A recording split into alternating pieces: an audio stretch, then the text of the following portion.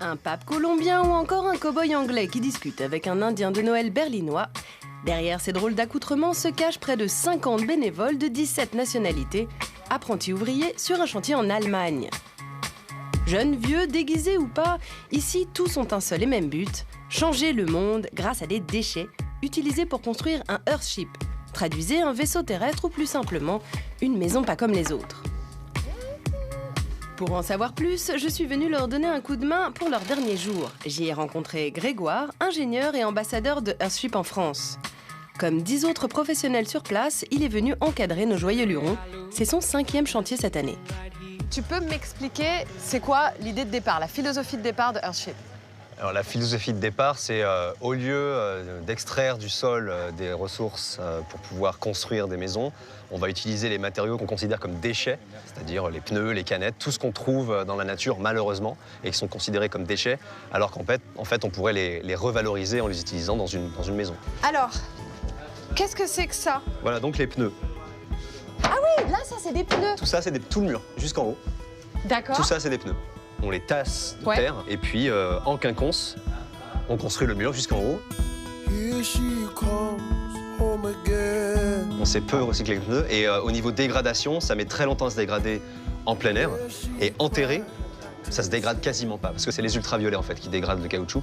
Or là, ils ne voient pas la lumière, donc ça se dégrade pas. Des canettes et des bouteilles vont également être utilisées dans les murs, toujours dans un souci de réduire l'utilisation de matières premières, mais pas que. C'est esthétique et ça laisse passer la lumière à travers. C'est-à-dire que le soleil, quand il sera au couchant, ici, parce que l'orientation est importante, le soleil traversera ces bouteilles et fera une belle mosaïque de lumière de différentes couleurs. Et si l'orientation est importante, c'est parce que Earthship va au-delà du recyclage, car la maison est autonome. En d'autres termes, fini les factures. La baie vitrée orientée plein sud et la terre qui recouvre l'arrière de la maison permettent de réguler la température. L'électricité est fournie par des panneaux solaires et de l'éolien, et pour trouver de l'eau, il suffit de monter sur le toit. Alors ça, c'est les citernes. Voilà, ça c'est la bouche d'une citerne. C'est ce qui nous permet de stocker l'eau. Ouais. Et d'avoir de l'eau dans la maison quand il pleut pas. Ouais. Sachant qu'on récupère l'eau de pluie, ce toit sera végétalisé. Ouais. L'intégralité de la pluie qui tombera sur le toit va être récoltée dans une gouttière qui sera canalisée vers la citerne. Il y a 4 citernes au total, pour un total de 20 000 litres. Ouais, parce que c'est vachement profond quand même. Hein. Ah ouais. Il y a même l'écho. Ah Greg, ça sert à quoi le truc qui est derrière toi? C'est pour récupérer de l'eau de pluie aussi, ça? Ah non, ça c'est un jacuzzi en fait, en plein air. Mais non, ça c'est un jacuzzi en plein air? Ouais, on a le bidon de métal à droite là où on met les chutes de bois, on les fait brûler, puis ça chauffe un circuit d'eau qui chauffe ça, puis donc on peut prendre des bains chauds en plein air. Et c'est vraiment des éco-warriors, ils sont fous. Et même des éco-warriors communautaires, car pour la première fois dans l'histoire de Earthship, cette construction ne sera pas la maison d'une seule famille, mais de plusieurs. Elle servira d'espace commun avec un salon, des douches et une cuisine pour les yourtes et roulottes écolo installées sur le terrain.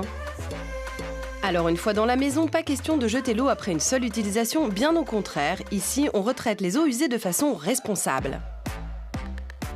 L'eau des citernes arrive dans cette pièce-là, passe à travers plusieurs filtres, et on a 2 qualités d'eau. Une eau potable, utilisée pour boire et pour d'autres usages, et une eau non potable, mais courante, avec un gros volume, avec laquelle on se douche, on fait des machines à laver.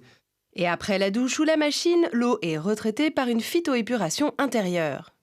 C'est l'endroit où l'eau va transiter dans de la terre, et dans laquelle on va planter des plantes qui produisent de la nourriture. Et donc ça va filtrer l'eau et en même temps ça va nourrir les plantes. Et toi? Et la nourriture va me nourrir moi. Et après les plantes, donc refiltrent l'eau, Ouais. et l'eau va? L'eau est récupérée pour les toilettes.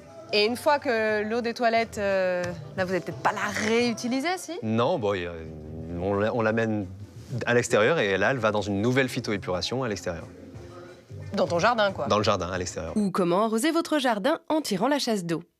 Si ce Earthship est le premier d'Allemagne, il en existe aujourd'hui plus de 2500 dans le monde. L'idée saugrenue de ces maisons déchets est née dans les années 70 de l'esprit de Michael Reynolds, un architecte américain. Ça permet aux gens de prendre leur vie en main. C'est un aspect social très important. Et ça montre ce que les gens peuvent faire si on leur donne les moyens. Contrairement aux gens qui vivent dans la peur de ne pas avoir d'électricité, ou de ne pas avoir de toit, ou de ne pas avoir de nourriture.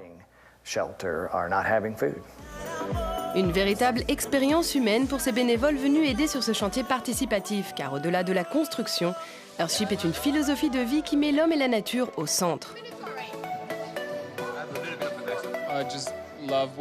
J'adore ce que je fais. Ça a un sens pour moi.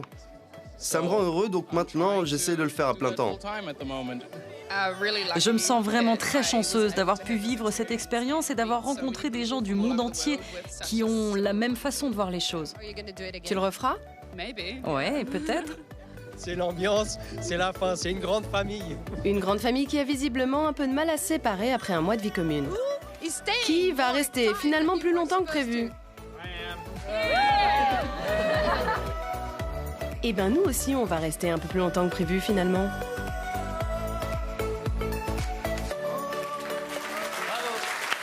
Quelle expérience! Et c'est...